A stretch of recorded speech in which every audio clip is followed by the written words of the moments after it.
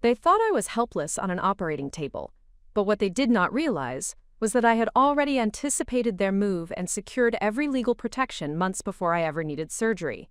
My name is Elena Vasquez, and at 34 years old, I had built something that my family believed they could simply take while I was unconscious and vulnerable. Before we jump back in, tell us where you're tuning in from, and if this story touches you, make sure you're subscribed, because tomorrow, I've saved something extra special for you. The house at 247 Maple Ridge Drive was not just my home. It represented 8 years of strategic planning, financial discipline, and professional advancement that had transformed me from a struggling graduate student into a successful environmental consultant with my own firm. The 3-bedroom Victorian cottage, with its wraparound porch and carefully restored original hardwood floors, sat on a quarter-acre lot in one of the most desirable neighborhoods in Riverside Heights. More importantly, it was mine completely. Purchased with money I had earned through contracts I had negotiated, protected by legal documents I had carefully structured, and defended by strategies I had developed through years of experience with my family's manipulative behavior patterns. The foundation of my success had been built through a combination of academic excellence, professional determination, and hard-learned lessons about family dynamics that most people never have to confront.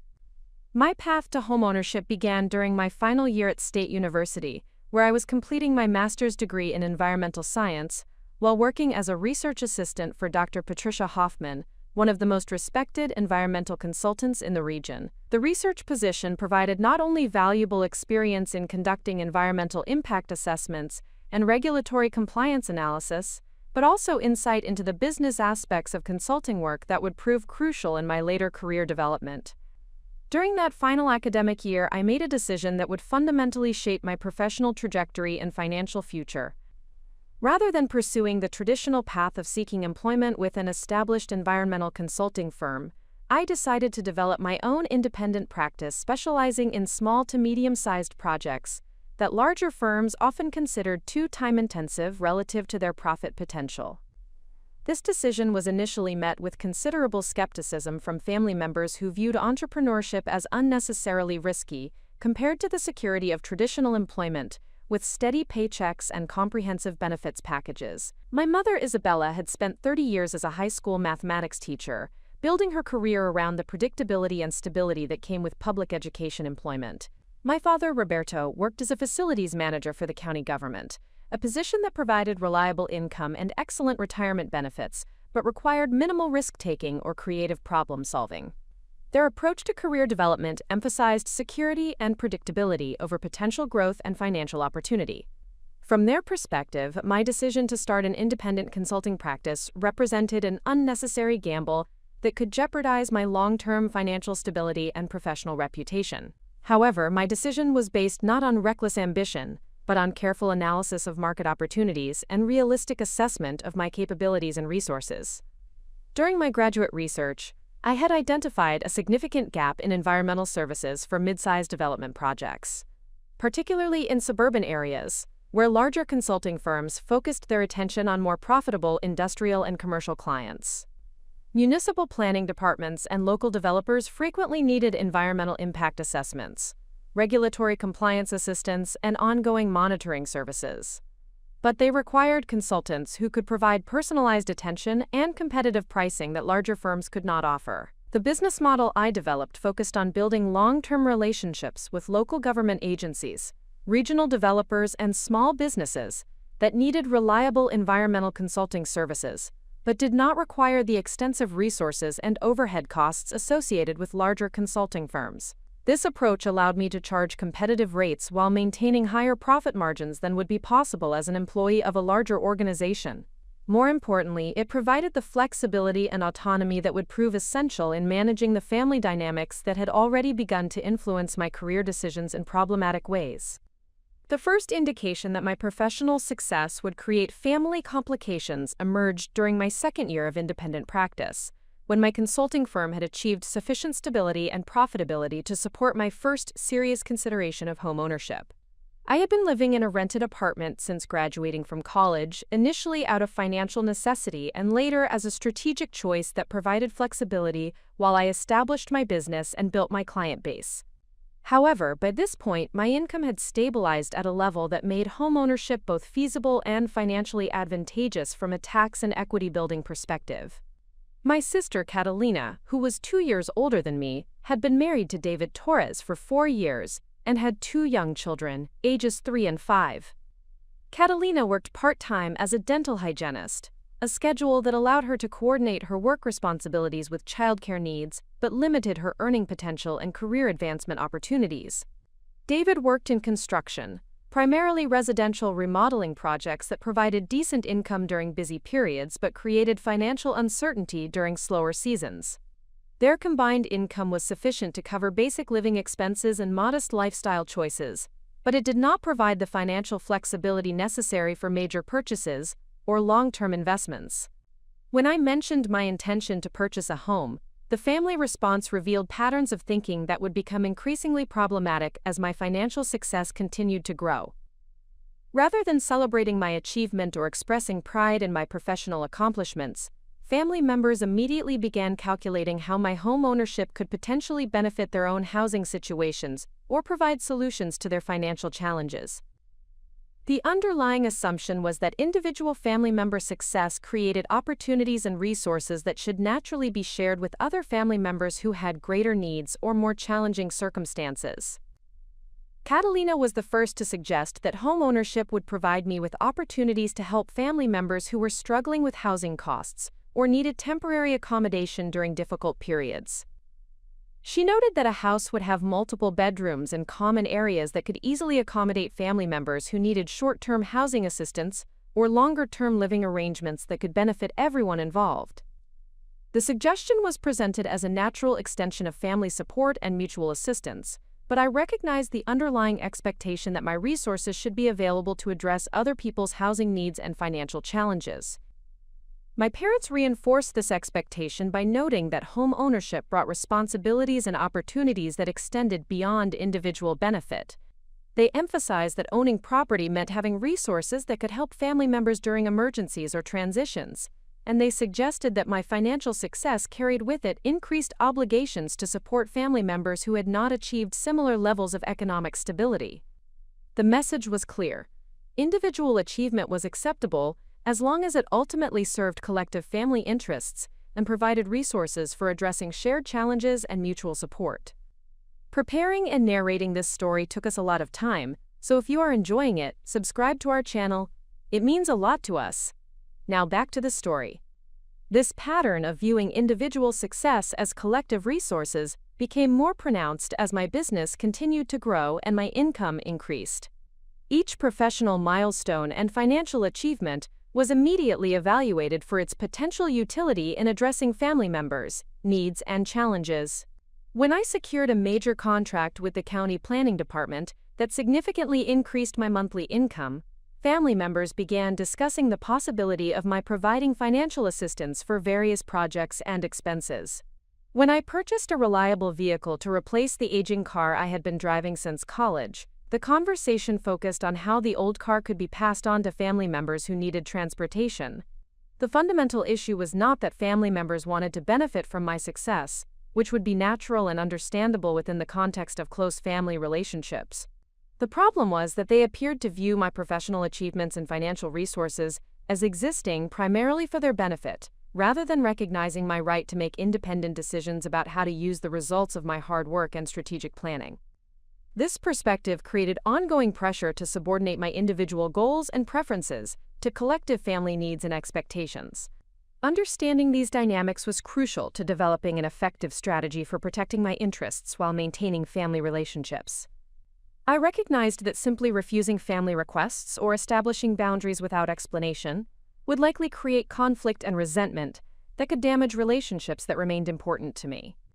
However, I also understood that accepting the underlying assumption that my resources existed primarily for family benefit would establish precedents that would make it increasingly difficult to maintain autonomy over my financial decisions and life choices. The solution I developed involved establishing clear principles about how I would and would not provide family support, while also creating legal and practical protections that would prevent family members from assuming control over my resources or making decisions about my property without my consent. This approach required careful planning and strategic implementation, but it provided the foundation for maintaining both my professional focus and my family relationships, without sacrificing my individual autonomy or financial security. The decision to purchase the house on Maple Ridge Drive was the first major test of this strategy. The property represented a significant financial commitment that would require focused attention to mortgage payments, maintenance costs, and ongoing property-related expenses. It also represented an investment in my long-term financial stability and professional reputation that could not be compromised by family members who might view the house as a solution to their own housing challenges or financial needs. When I announced my intention to purchase the Victorian cottage, the family response followed the predictable pattern I had learned to anticipate. Initial congratulations and expressions of pride were quickly followed by suggestions about how the additional space could accommodate family gatherings, provide temporary housing for family members in transition, or serve as a venue for family celebrations and special events. Each suggestion was presented as a natural extension of family relationships and mutual support, but I recognized the underlying assumption that the house would function as a shared family resource rather than my individual home and investment. The key insight that guided my response was understanding that the family's suggestions were not merely casual ideas or spontaneous expressions of enthusiasm about my new home. They represented systematic attempts to establish expectations and precedents about how my property would be used and who would have access to my resources. If I allowed these expectations to develop without establishing clear boundaries, I would eventually find myself in situations where family members felt entitled to use my home, my resources, and my time in ways that served their interests at the expense of my own needs and priorities. My strategy for managing these expectations involved several components. First, I would acknowledge the positive aspects of family relationships and express appreciation for their interest in my success and their desire to participate in celebrating my achievements. This approach would demonstrate that I valued family connections and was not rejecting family relationships or trying to exclude family members from my life.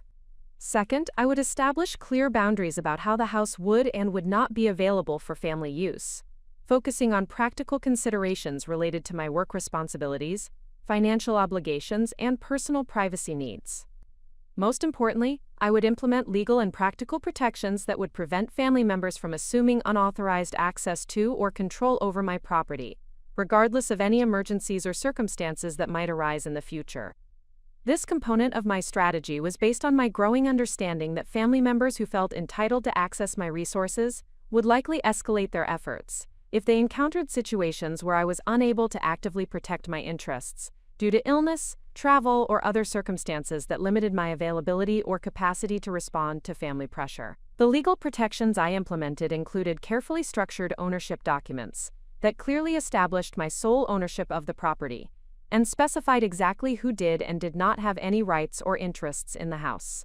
I also established power of attorney arrangements with a trusted attorney who was not a family member, ensuring that someone I trusted would be able to protect my interests if I became unable to do so myself, due to medical emergencies or other circumstances. Additionally, I arranged for property management services that would maintain security and oversight of the house during any periods when I might be unavailable or incapacitated. The practical protections included security systems that would monitor access to the property and alert both me and professional security services if unauthorized entry occurred. I also established relationships with neighbors who understood my situation and were willing to contact appropriate authorities if they observed suspicious activity or unauthorized access to my property. Most importantly, I created detailed documentation of my intentions regarding property use and access, ensuring that any future disputes could be resolved based on clear written records, rather than conflicting family claims or assumptions. These preparations proved to be prescient when I was diagnosed with a condition that required surgical intervention and an extended recovery period. The diagnosis came during a routine medical examination that revealed a situation requiring immediate attention from specialists and careful surgical planning. While the medical aspects of my condition were manageable with proper treatment, the timing and logistics of surgery created potential vulnerabilities that I recognized could be exploited by family members who had already demonstrated their willingness to view my resources as solutions to their own problems. The surgical procedure was scheduled for a Tuesday morning and would require general anesthesia followed by a recovery period of several days in the hospital and additional weeks of limited activity at home.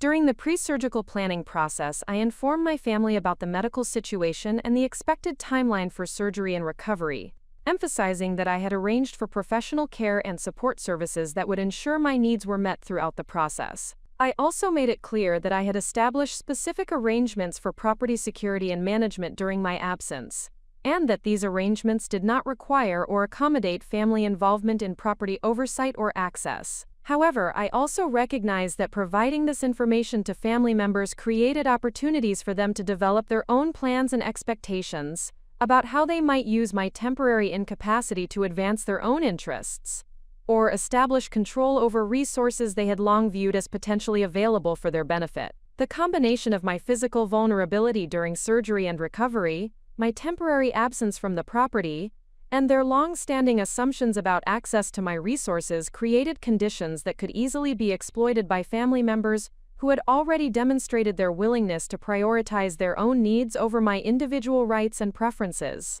The strategic preparations I had implemented months earlier were specifically designed to address exactly these types of scenarios. The legal documents, security systems, professional relationships, and documented intentions all function together to create comprehensive protection for my interests that would remain effective regardless of my physical condition or availability to personally monitor and respond to family behavior. These protections were not created in response to the medical situation, but were part of a systematic approach to safeguarding my autonomy and resources that I had developed based on years of experience with family dynamics and manipulation patterns. As I prepared for surgery, I felt confident that I had anticipated and prepared for the challenges that my temporary vulnerability might create. The foundation I had built through careful planning, professional relationships, and legal protections provided security and peace of mind that allowed me to focus on my medical treatment and recovery without worrying about whether family members would attempt to exploit my situation for their own benefit. The investments I had made in property security, professional services, and legal documentation were about to prove their value in ways that would validate my strategic thinking and demonstrate the importance of preparing for challenges before they arise. The morning of my surgery, I entered the hospital knowing that my home, my business, and my future were protected by more than just locks and alarm systems. They were defended by a comprehensive strategy that had been carefully developed and systematically implemented to ensure that my rights and interests would be preserved, regardless of what circumstances might arise during my absence. What I did not yet know was how thoroughly that strategy would be tested, and how grateful I would be for every precaution I had taken. The first indication that something was wrong came through a text message from my neighbor Mrs. Patterson at 2:47 p.m. on the day of my surgery. I was still groggy from anesthesia, barely conscious enough to focus on my phone screen, when I saw her message. "Elena, there's a moving truck in your driveway and people carrying furniture into your house. I thought you should know since you said you'd be in the hospital today." My blood pressure monitor immediately started beeping as my heart rate spiked. The surgical staff rushed in to check on me, concerned about the sudden change in my vital signs. But I could barely process their questions through the fog of medication and the crushing realization that my worst fears about my family were being confirmed in real time. While I had been unconscious and vulnerable on an operating table, trusting that the legal protections I had carefully established would safeguard my property and interests, my sister Catalina had apparently decided that my medical emergency presented the perfect opportunity to solve her own housing problems at my expense. The audacity of the timing was breathtaking. Catalina knew exactly when my surgery was scheduled, because I had informed the family about my medical situation out of courtesy and a genuine desire to keep them updated about significant events in my life. I had specifically mentioned that I would be in the hospital Tuesday through Thursday, followed by several weeks of recovery time at home with limited mobility. What I had not anticipated was that she would interpret this information as an operational timeline for executing a plan to move herself and her family into my house, while I was physically unable to prevent or respond to their actions. As the anesthesia continued to wear off and my thinking became clearer, I began to understand the full scope of what was happening. This was not a spontaneous decision or an impulsive reaction to some sudden housing crisis. The presence of a moving truck and the systematic transportation of furniture indicated advanced planning and coordination that must have been in development for weeks or possibly months. Catalina had not simply decided on the morning of my surgery to take advantage of my absence. She had been preparing for this moment, waiting for exactly the right combination of circumstances that would allow her to establish residence in my home while minimizing my ability to respond effectively. The strategic implications of her timing were particularly calculated. By executing the move while I was hospitalized and medicated, she maximized the likelihood that I would be unable to take immediate action to prevent or reverse her occupation of my property. She also ensured that by the time I was physically capable of addressing the situation, she would already be established in the house with her belongings moved in and her family settled into what they would undoubtedly claim was their new living arrangement. The longer she could maintain this situation, the stronger her position would become in any future negotiations or conflicts about housing arrangements. However, what Catalina did not understand was that her carefully planned exploitation of my medical vulnerability was about to collide with legal protections and security measures that had been specifically designed to address exactly this type of scenario. The comprehensive strategy I had implemented months earlier included not only passive security measures like alarm systems and documentation, but also active monitoring and response protocols that would be triggered automatically when unauthorized access to my property was detected.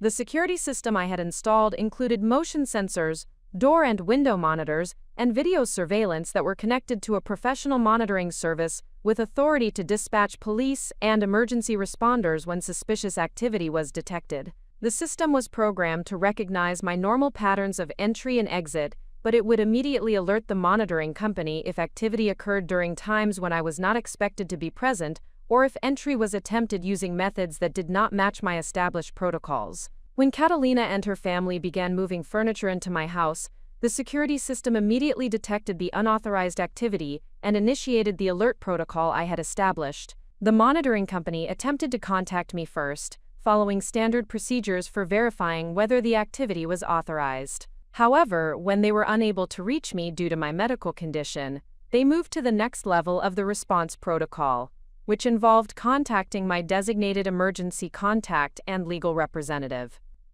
The emergency contact was my attorney, Jennifer Walsh, who had been instrumental in establishing the legal framework that protected my property and interests. Jennifer was immediately notified of the security breach and was provided with video footage that clearly showed unauthorized individuals moving personal belongings into my house. Based on the legal documents we had previously prepared for exactly this type of situation, Jennifer had the authority to act on my behalf to protect my property and enforce my rights as the sole legal owner of the residence. Jennifer's first action was to contact the police department to report the unauthorized entry and occupation of my property. The legal documentation she provided clearly established my sole ownership of the house and confirmed that no family members had any legal right to access or occupy the property without my explicit consent. The police were initially hesitant to treat the situation as a criminal matter, since family members were involved, but Jennifer's presentation of the legal facts and security footage made it clear that this was straightforward trespassing and unauthorized occupation of private property. While Jennifer was coordinating with law enforcement, the security monitoring company was also implementing additional measures that I had requested as part of my comprehensive protection strategy. The video surveillance system was upgraded to continuous recording mode, ensuring that all activity on the property would be fully documented for potential legal proceedings. The monitoring company also activated additional alarm protocols that would alert neighbors and create sufficient disturbance to discourage continued unauthorized activity. Mrs. Patterson, who had been my first source of information about the situation, was also part of my informal security network. She had agreed months earlier to keep an eye on my property and contact authorities if she observed any suspicious or unauthorized activity. When the formal alarm systems began activating, she immediately called the police herself to report what appeared to be a break-in at my residence. Her call provided additional confirmation for law enforcement that unauthorized activity was indeed occurring, and that concerned community members were requesting police intervention. The convergence of these multiple security measures created a situation that Catalina had clearly not anticipated when she planned her move. Instead of quietly establishing residence while I was incapacitated and unable to respond, she found herself dealing with police officers, security company representatives, and legal professionals who were all acting on my behalf to protect my property rights. The careful coordination I had established between legal, security, and community resources was functioning exactly as designed, providing comprehensive protection for my interests, despite my physical absence and medical limitations. When the police arrived at my house, they found Catalina, her husband David, and their 2 children in the process of moving furniture and personal belongings into various rooms. Catalina's immediate response was to claim that this was a family arrangement that had been previously discussed and agreed upon, and that she was simply helping me by taking care of the house while I recovered from surgery. She presented this as a natural extension of family support and mutual assistance, suggesting that the police were interfering with normal family relationships and caregiving arrangements. However, the legal documentation that Jennifer provided to the police clearly contradicted Catalina's claims. The property deed, mortgage documents, and homeowners insurance policies all confirmed my sole ownership of the residence, with no rights or interests granted to any family members. More importantly, the detailed written instructions I had provided to Jennifer specifically addressed potential scenarios involving family members attempting to claim access or occupancy rights during my absence or incapacity. These documents made it clear that no family members were authorized to enter or occupy my property under any circumstances without my explicit written consent.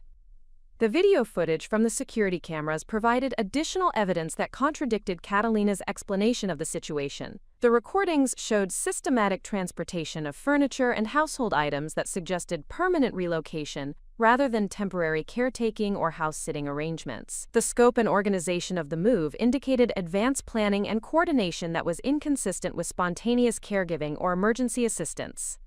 Most damaging to Catalina's credibility was the fact that she had made no attempt to contact me, my attorney, or any authorized representatives before beginning the move, which would be expected behavior if this were genuinely intended as helpful assistance rather than unauthorized occupation. David's presence and participation in the move also contradicted any claims about temporary caretaking or emergency assistance. His involvement in transporting furniture and setting up household arrangements clearly indicated that this was intended as a family relocation rather than individual caregiving support. The children's participation, including moving their toys and personal belongings into what were clearly intended as their bedrooms, further demonstrated that this was a planned, permanent move rather than temporary assistance during my recovery period. The police officers who responded to this situation were experienced in handling domestic disputes and property conflicts, and they quickly recognized the legal clarity of the situation, despite Catalina's attempts to frame it as a family misunderstanding. The comprehensive legal documentation, security footage, and witness statements provided clear evidence of unauthorized occupation of private property. The officers informed Catalina and David that they needed to remove themselves and their belongings from the property immediately, or face arrest for trespassing and breaking and entering. Catalina's response to this police ultimatum revealed the extent to which she had convinced herself that her actions were justified and reasonable. Rather than acknowledging that she had overstepped legal and ethical boundaries, she became increasingly aggressive in defending her position and attacking both the police officers and my attorney for interfering with what she characterized as legitimate family arrangements. She claimed that I had previously indicated willingness to share the house with family members, and that my current medical situation created an emergency that justified her taking initiative to provide mutual support and assistance. These arguments might have been more persuasive if I had not anticipated exactly this type of manipulation and prepared detailed documentation of my actual intentions and expectations regarding property access and family involvement. The written statements I had provided to Jennifer specifically addressed potential claims about previous conversations or implied agreements about housing arrangements. These documents made it clear that I had never agreed to allow family members to occupy my property, and that any such claims were based on assumptions and wishful thinking, rather than actual agreements or commitments. Jennifer's presentation of this documentation to the police officers effectively demolished Catalina's attempts to justify her actions through claims about family arrangements or emergency assistance. The legal record clearly established that this was unauthorized occupation of private property, regardless of family relationships or good intentions that might have been involved. The police officers informed Catalina and David that they had 30 minutes to begin removing their belongings and vacating the property, or they would be arrested and their possessions would be removed by other means. The next 30 minutes provided a revealing glimpse into the psychology and priorities that had motivated Catalina's decision to exploit my medical vulnerability for her family's benefit. Rather than acknowledging her mistake and beginning the process of undoing the unauthorized move, she spent the time making increasingly desperate phone calls to other family members, apparently seeking support for her position or intervention that might allow her to remain in the house. These calls provided additional insight into the extent of family involvement in planning and supporting her actions. The conversations I later learned about through Jennifer's investigation revealed that Catalina's decision to move into my house had not been made unilaterally. She had discussed the plan with our parents, other relatives, and family friends, presenting it as a reasonable solution to both her housing needs and my requirement for property maintenance during recovery. She had apparently convinced a significant portion of the extended family that this arrangement would benefit everyone involved and was consistent with normal family mutual support and assistance patterns. This revelation was particularly disturbing because it indicated that my medical emergency had been viewed by multiple family members as an opportunity to advance their own interests, rather than as a situation requiring genuine support and concern for my welfare. The fact that numerous relatives had been aware of Catalina's plan and had apparently supported or encouraged her actions suggested a level of coordination and manipulation that extended far beyond her individual decision-making.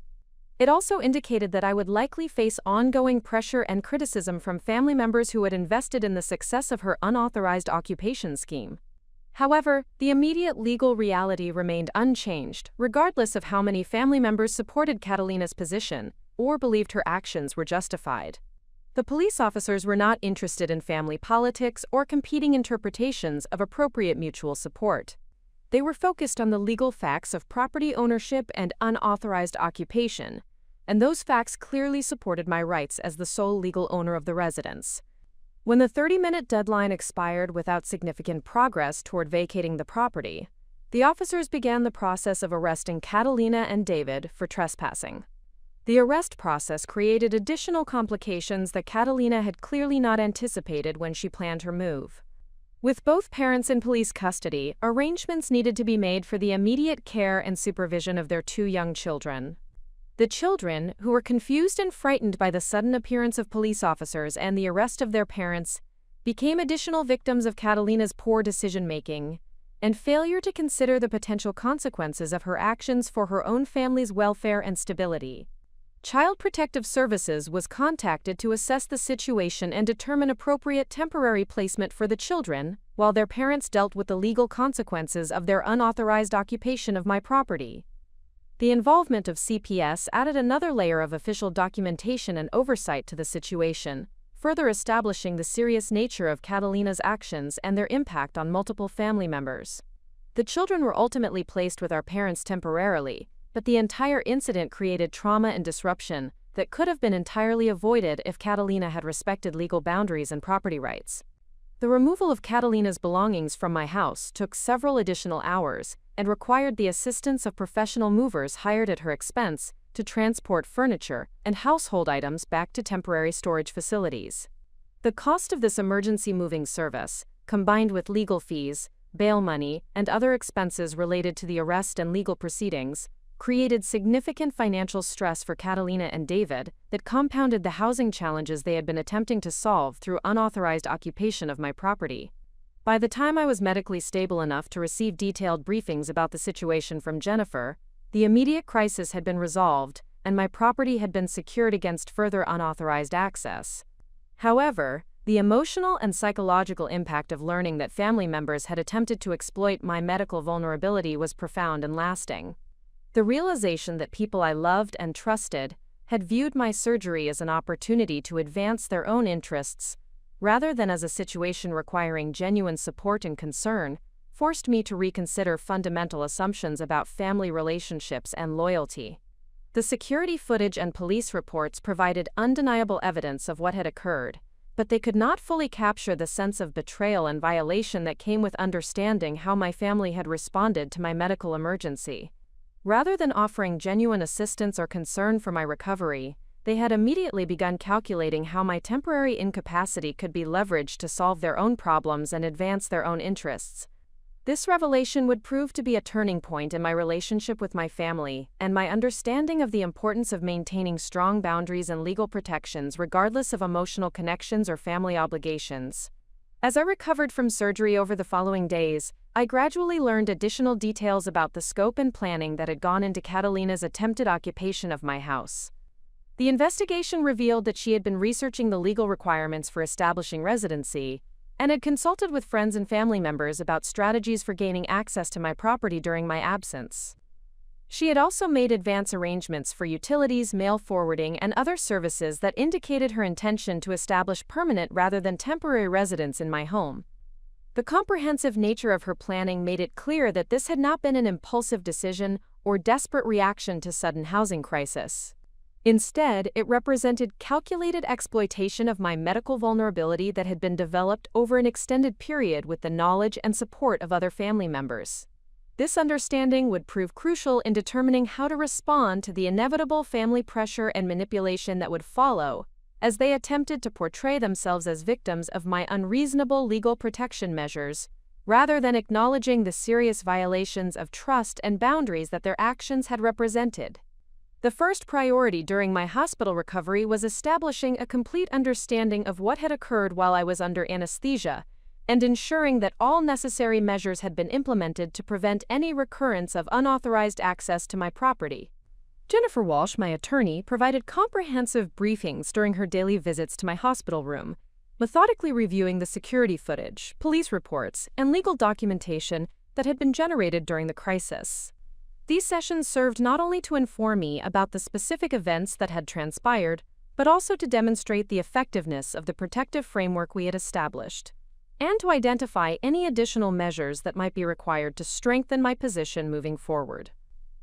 The security camera footage provided particularly valuable insight into the scope and methodology of Catalina's attempted occupation of my home. The recordings showed that the moving truck had arrived at approximately 11:30 in the morning, just 2 hours after my surgery had begun, indicating precise timing that confirmed advanced planning and coordination. The systematic approach to unloading furniture and household items demonstrated that this was not a spontaneous decision or impulsive reaction to sudden circumstances, but rather a calculated operation that had been organized in advance with specific objectives and predetermined strategies for implementation. Analysis of the video evidence revealed additional details that would prove significant in understanding the broader family dynamics and planning that had supported Catalina's actions. Our father Roberto had been present during the initial stages of the move, helping to coordinate the placement of furniture and providing what appeared to be supervisory oversight of the operation. His presence indicated that this was not solely Catalina's independent decision, but rather a family initiative that had received parental approval and practical support. The implications of this discovery extended far beyond the immediate incident, suggesting that I would need to address not only Catalina's individual behavior, but also the broader family assumptions and expectations that had enabled and encouraged her actions. The police reports provided official documentation of the legal resolution of the immediate crisis, but they also revealed concerning information about the family's response to law enforcement intervention. Rather than acknowledging the unauthorized nature of their occupation or expressing concern about potential legal consequences, family members had consistently maintained that their actions were justified by emergency circumstances and family obligations. This response pattern indicated a fundamental misunderstanding or deliberate distortion of legal boundaries and property rights that would likely persist beyond the immediate incident and create ongoing challenges for maintaining appropriate relationships and boundaries. During my recovery period in the hospital, I also received numerous communications from family members that provided additional insight into their perspectives and intentions regarding the incident. These messages ranged from defensive justifications of Catalina's actions to emotional appeals for understanding and forgiveness, but they consistently failed to acknowledge the serious violations of trust and legal boundaries that had occurred. The absence of genuine accountability or recognition of wrongdoing in these communications confirmed that family members viewed this incident not as a mistake requiring correction, but as a misunderstood attempt at mutual support that had been unfairly criminalized by legal technicalities. My mother Isabella's response was particularly revealing of the family dynamics that had enabled Catalina's actions. In a lengthy phone conversation on my third day in the hospital, she explained that Catalina had been facing eviction from her current apartment and had been unable to secure affordable alternative housing for her family.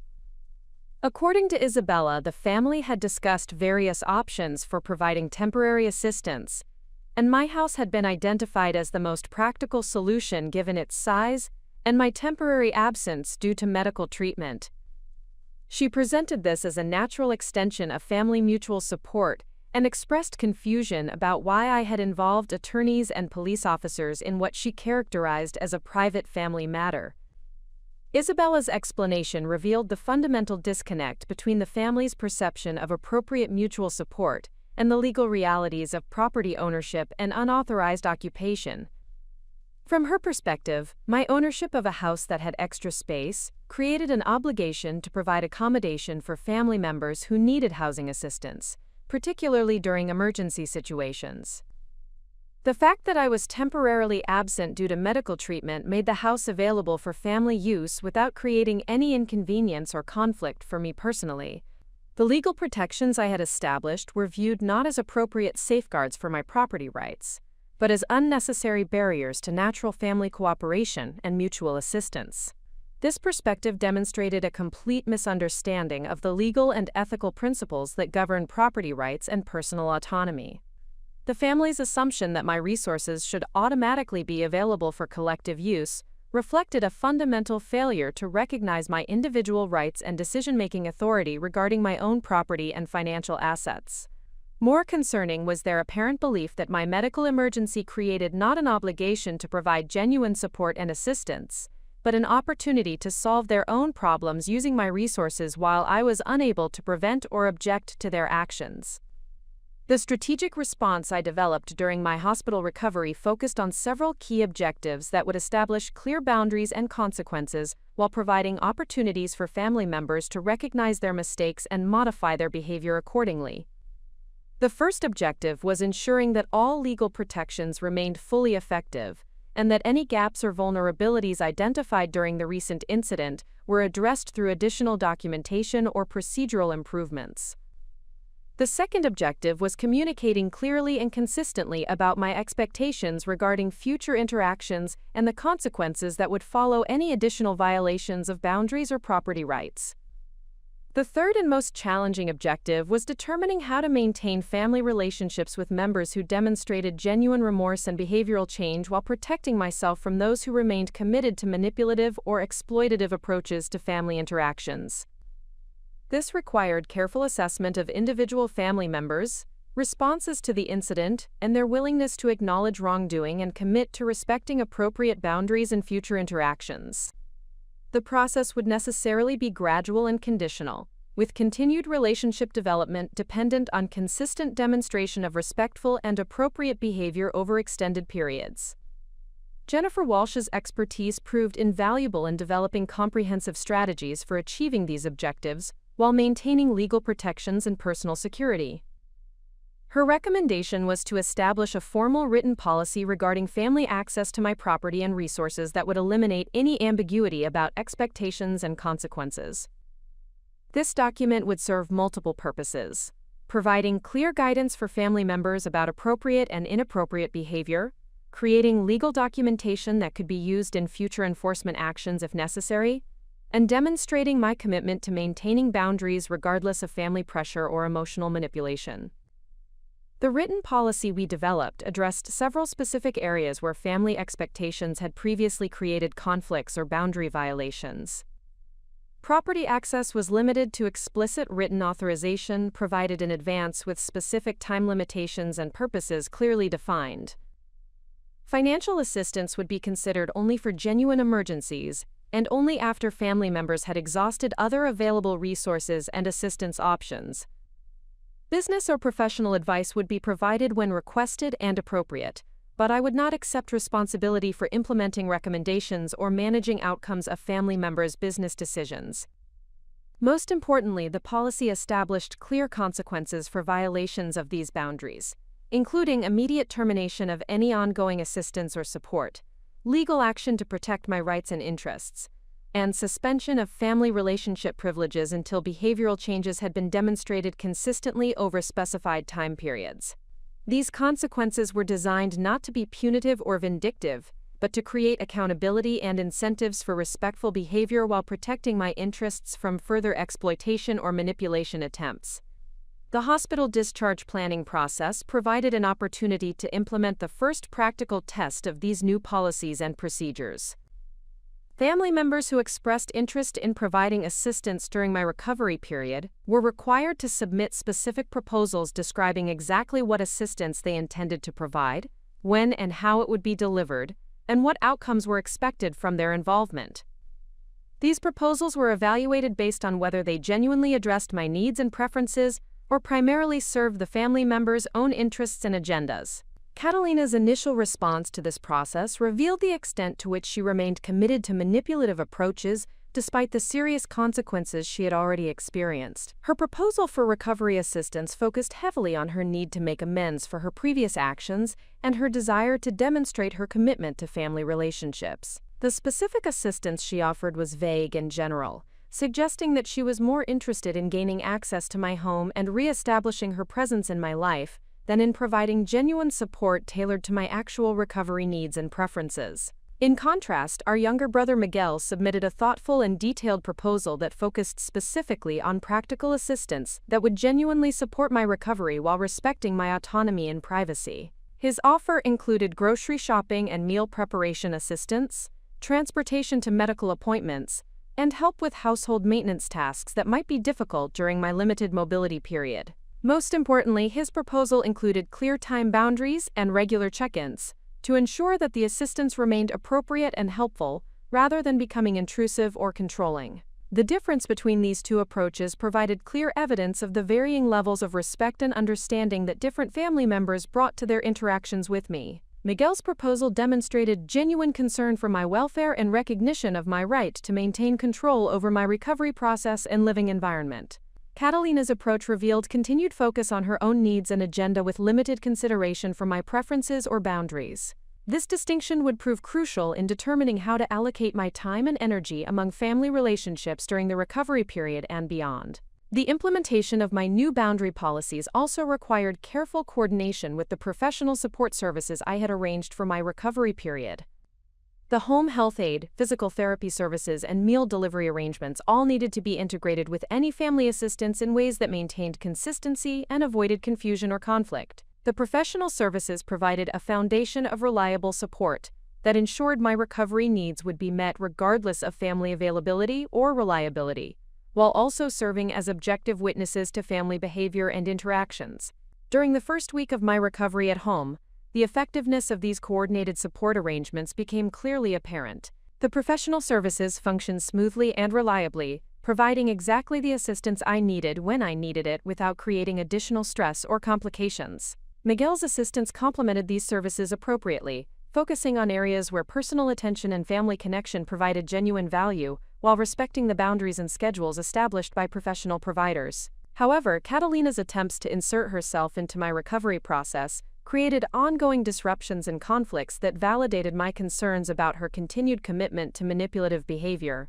Despite being explicitly excluded from my approved assistance network, she made several unauthorized visits to my home, claiming to be checking on my welfare or delivering items that I had not requested. These visits were clearly intended to establish her presence and access to my home, rather than to provide genuine assistance, and they required intervention from both professional providers and Miguel to maintain the boundaries I had established. The pattern of Catalina's behavior during my recovery period provided additional confirmation that the unauthorized occupation incident had not been an isolated mistake or temporary lapse in judgment. Instead, it represented a systematic approach to gaining access to my resources and property that she remained committed to pursuing, despite legal consequences and explicit boundary communications. This understanding was crucial in determining appropriate long-term strategies for protecting my interests while maintaining whatever family relationships remained possible and healthy.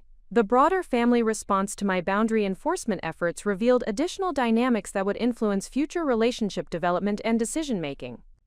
Some extended family members expressed support for my position and acknowledged that Catalina's actions had been inappropriate and potentially illegal. These relatives recognized that property rights and personal autonomy needed to be respected regardless of family relationships or perceived emergencies.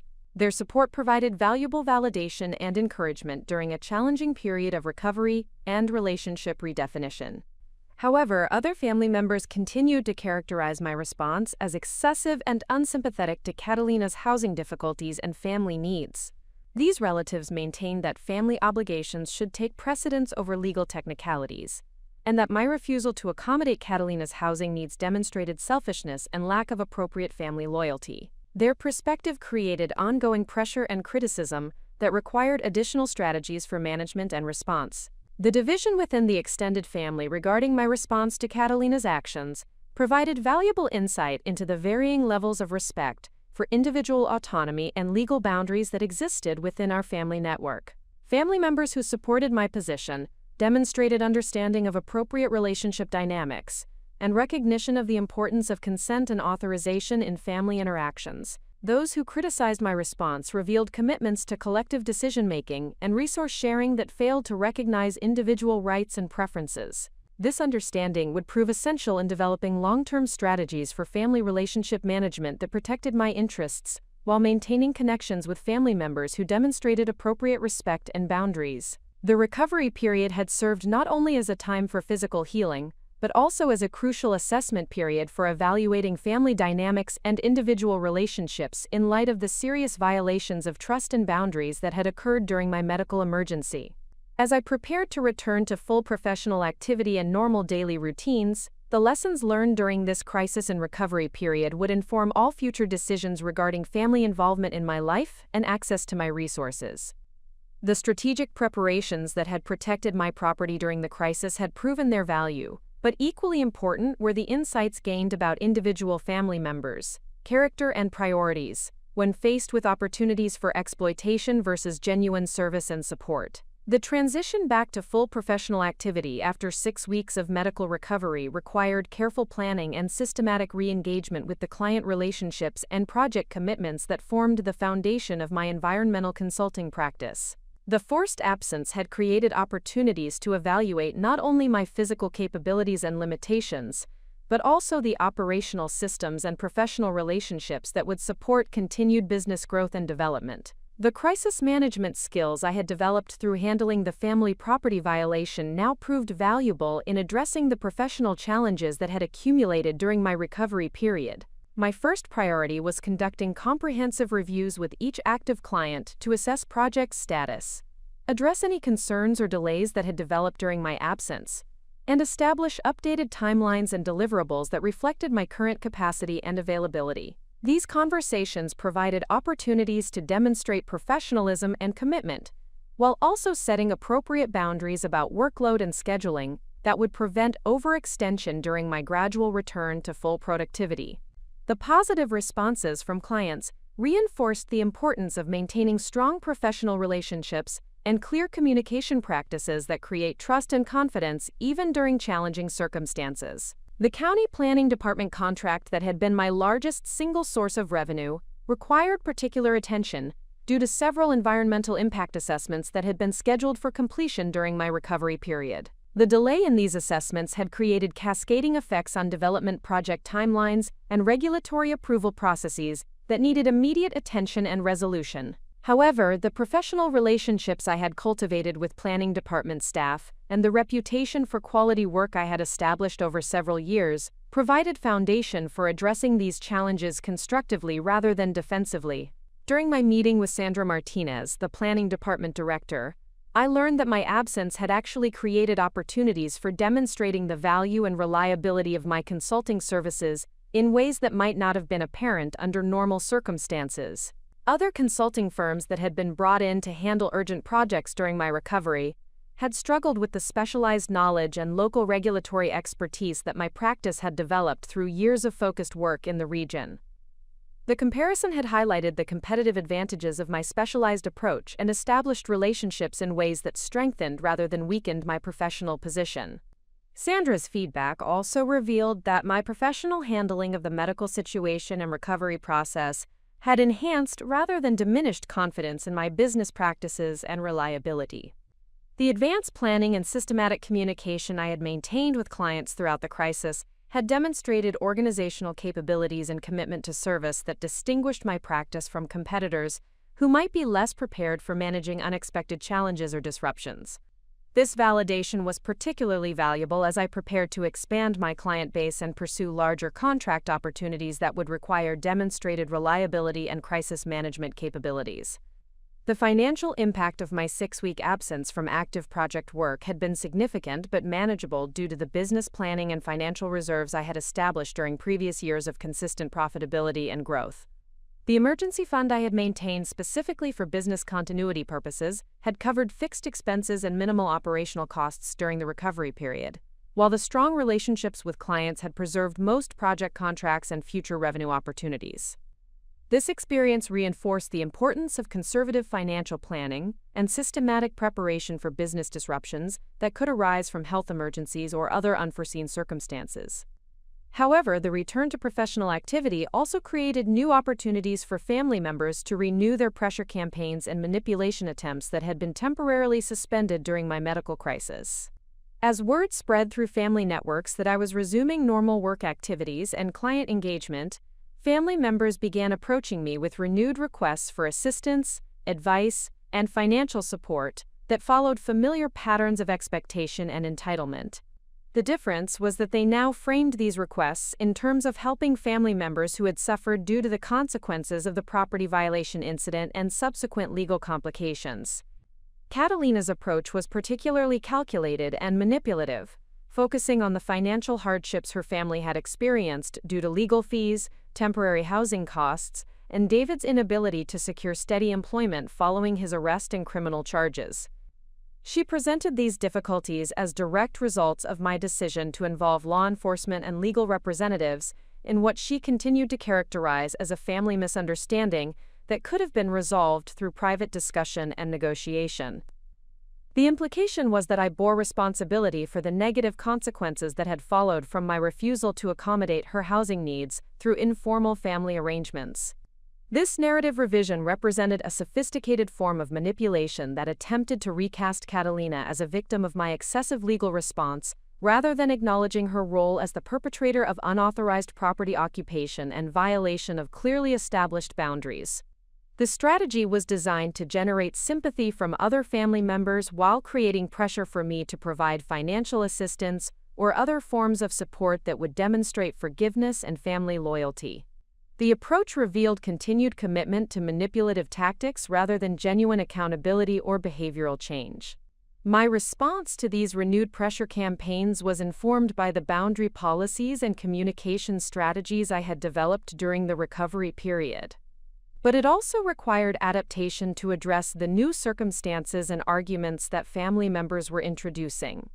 The documentation Jennifer Walsh and I had prepared proved invaluable in maintaining consistent positions and avoiding the confusion or contradiction that family members might exploit to advance their agendas.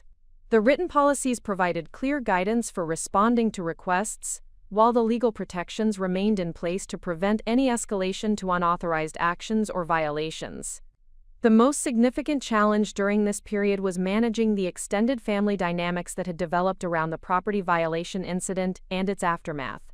Family members who had not been directly involved in the initial violation began taking sides and expressing opinions about appropriate family behavior and mutual support obligations that created additional pressure and conflict. Some relatives supported Catalina's position and criticized my legal response as excessive and harmful to family unity. Others recognized the seriousness of her violations and supported my decision to enforce appropriate boundaries and consequences. Isabella's role in these extended family dynamics was particularly problematic because she had assumed a position of moral authority and family leadership that she used to advocate for forgiveness and reconciliation that would restore family harmony at the expense of accountability and behavioral change. Her approach involved organizing family gatherings and discussions that were ostensibly designed to promote healing and understanding, but actually functioned as forums for pressuring me to compromise my position and provide assistance to Catalina, despite her continued refusal to acknowledge wrongdoing or demonstrate genuine behavioral change. The first of these family interventions was scheduled for a Sunday afternoon at my parents' house, presented as an opportunity for all family members to discuss the situation openly and work toward resolution that would restore normal relationships and mutual support. Isabella's invitation emphasized the importance of family unity and the need to move beyond past conflicts for the benefit of everyone involved, particularly the children who had been affected by the tension and discord among adult family members. The framing was designed to make refusal appear selfish and harmful to innocent family members who deserved better treatment from adult relatives. My decision regarding participation in this family meeting required careful consideration of the potential benefits and risks involved, as well as the strategic implications for future family relationship management and boundary enforcement.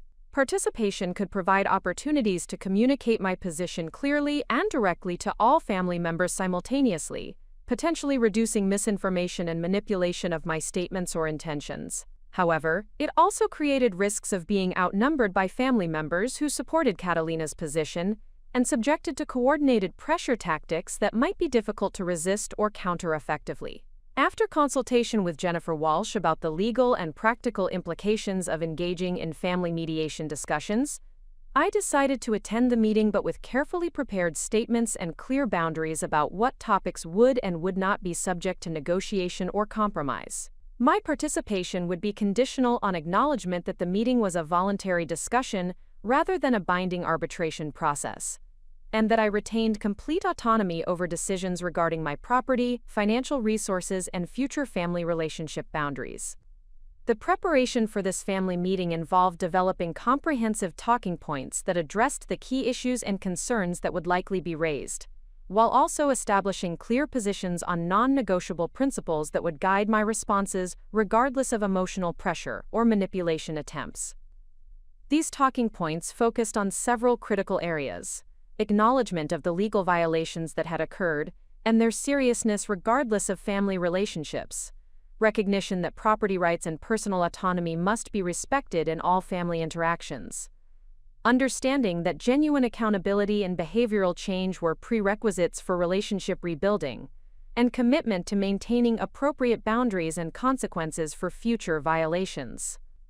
Jennifer Walsh's advice regarding this family meeting process emphasized the importance of remaining focused on objective facts and legal realities rather than becoming drawn into emotional arguments or personal attacks that could compromise my position or provide ammunition for future manipulation attempts. Her recommendation was to treat the meeting as an opportunity for education and communication rather than negotiation or compromise, making it clear that my positions were based on established principles rather than personal animosity or unwillingness to support family members appropriately. The meeting itself proved to be exactly the coordinated pressure campaign I had anticipated, with multiple family members presenting variations of the same arguments about family loyalty, forgiveness, and the importance of moving beyond past conflicts for the greater good of family unity.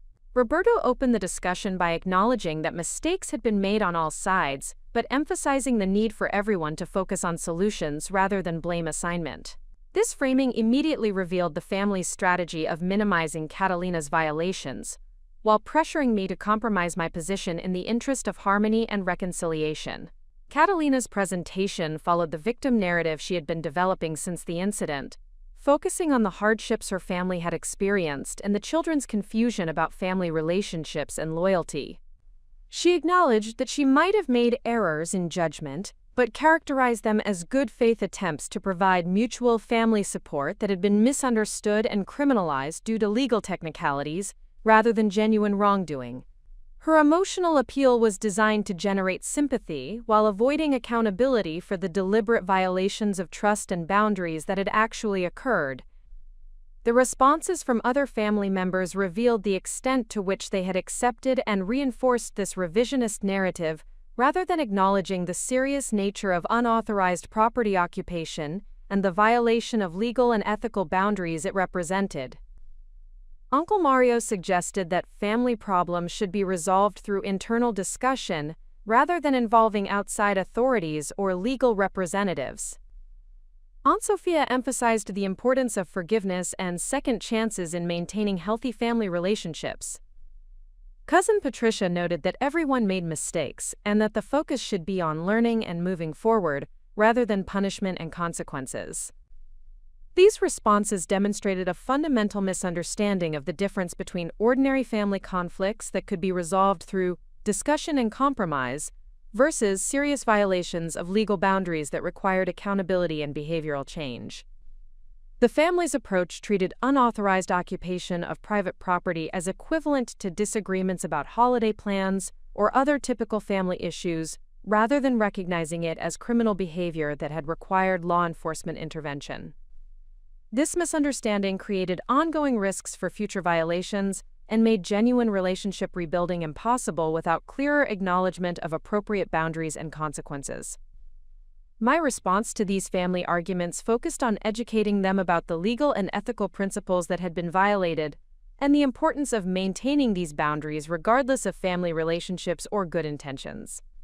I explained that property rights and personal autonomy were not negotiable based on family status or perceived emergencies, and that genuine family support required respect for individual decision-making authority rather than assumptions about resource availability or access permissions. The consequences that had followed from the unauthorized occupation were direct results of illegal behavior rather than excessive responses to family conflicts. The family's reaction to this education attempt revealed the depth of their commitment to the narrative framework that minimized Catalina's responsibility while pressuring me to compromise my position. Several family members became visibly frustrated with my refusal to accept their characterization of the situation as a misunderstanding requiring forgiveness rather than a serious violation requiring accountability. Isabella suggested that my focus on legal technicalities was preventing genuine family reconciliation and healing. Roberto implied that my unwillingness to move beyond past conflicts was harming the entire family's emotional well-being and stability. These reactions confirmed that the family meeting was not designed to promote genuine understanding or resolution, but rather to create coordinated pressure for me to abandon my position and provide assistance to Catalina, despite her continued refusal to acknowledge wrongdoing or demonstrate behavioral change. The meeting had served as a valuable assessment of family dynamics and individual positions, but it had also demonstrated the impossibility of achieving genuine reconciliation without fundamental changes in family members, understanding of appropriate boundaries, and mutual respect. The aftermath of this family meeting created additional challenges as family members who had participated began implementing their own pressure campaigns designed to influence my position through individual contacts and targeted emotional appeals.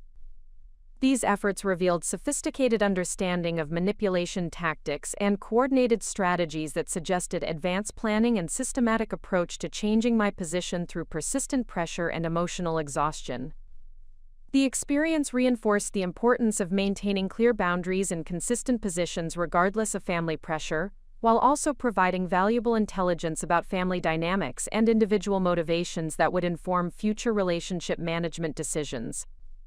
The coordinated nature of the extended family pressure campaign became fully apparent during the weeks following the unsuccessful family meeting at my parents' house.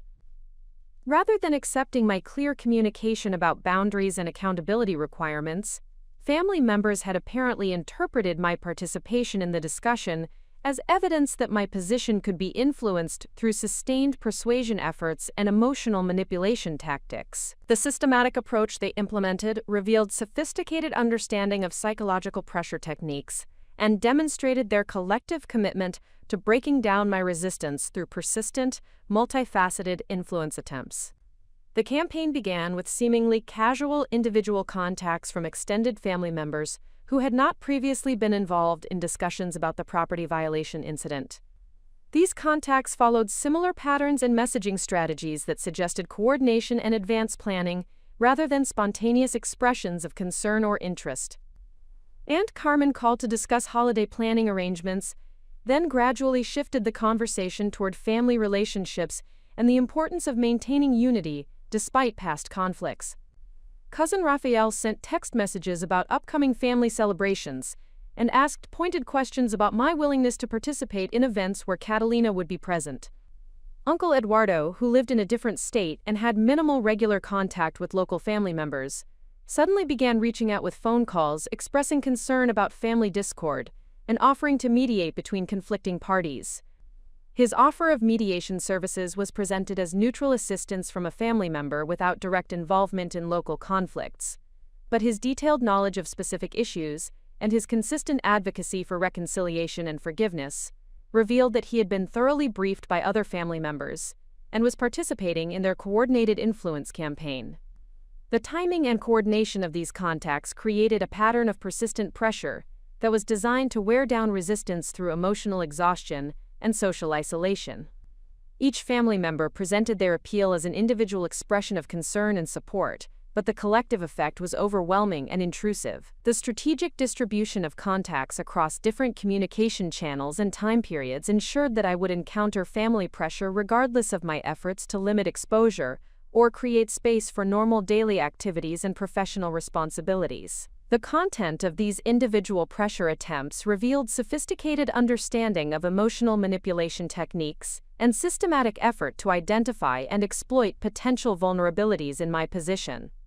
Family members emphasized themes that were designed to generate guilt, self-doubt, and emotional distress about maintaining boundaries and enforcing consequences for inappropriate behavior. They consistently framed my position as harmful to innocent family members, particularly children who were supposedly suffering due to adult conflicts and relationship breakdowns. The children's welfare argument was particularly insidious because it attempted to create responsibility and guilt for consequences that were actually direct results of Catalina's poor decision-making and illegal behavior. Family members suggested that my refusal to provide financial assistance or housing support was causing hardship for my nephew and niece, who deserved stable housing and family relationships regardless of their parents' mistakes. This argument attempted to make me responsible for solving problems that Catalina and David had created through their own choices, while simultaneously absolving them of accountability for the consequences of their actions. Extended family members also attempted to leverage religious and cultural values that emphasized forgiveness, family loyalty, and collective responsibility for mutual support and assistance. These appeals were designed to reframe my boundary enforcement as violations of fundamental moral principles, rather than appropriate responses to serious legal and ethical violations. Aunt Maria scheduled a lunch meeting to discuss what she characterized as spiritual concerns about my hardened heart and unwillingness to embrace Christian principles of forgiveness and reconciliation that would heal family relationships and restore harmony. The religious manipulation approach was particularly manipulative because it attempted to transform personal relationship preferences and boundary decisions into moral failures that reflected poorly on my character and spiritual development. The implication was that maintaining boundaries and enforcing consequences for inappropriate behavior demonstrated spiritual inadequacy and failure to embody the values that should guide family relationships and conflict resolution. This approach was designed to generate shame and self-doubt about positions that were actually based on healthy principles of personal autonomy and mutual respect.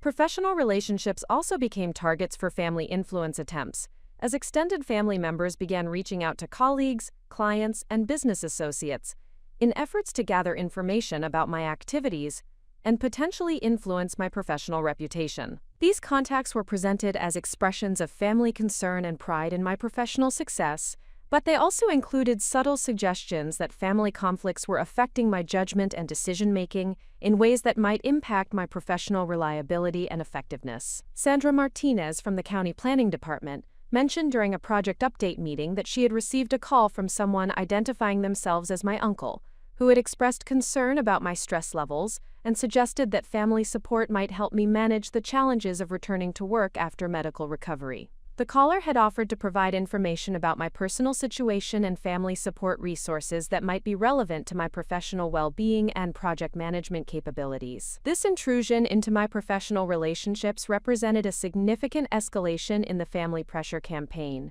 and created potential threats to my business reputation and client relationships that required immediate attention and strategic response. The attempt to influence professional perceptions through family contacts demonstrated willingness to cause actual harm to my career and financial security in pursuit of their agenda to pressure me into compliance with their expectations about family support and resource sharing.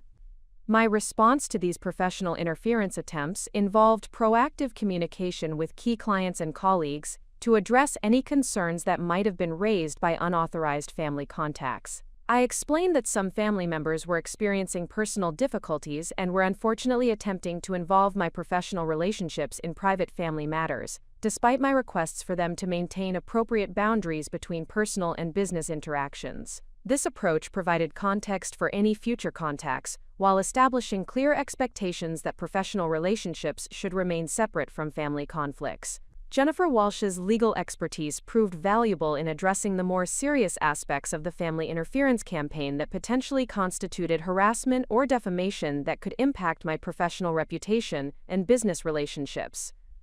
Her analysis of the pattern of contacts and coordination revealed behavior that approached legal thresholds for restraining order consideration, particularly given the systematic nature of the campaign and its extension into professional and business relationships that were clearly outside appropriate boundaries for family influence attempts.